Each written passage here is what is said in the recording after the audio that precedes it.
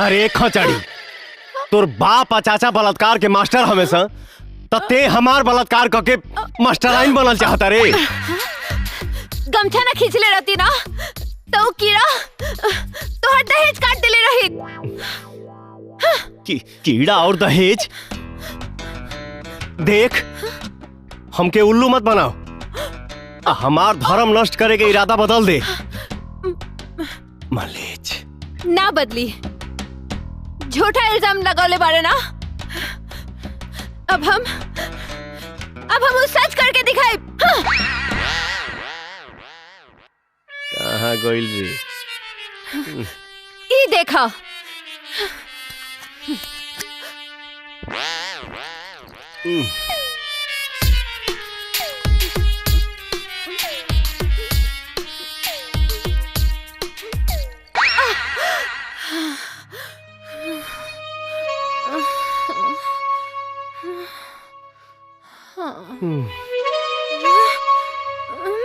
मैंने आज हमारे नेनुआ का बारिये देवे का रे?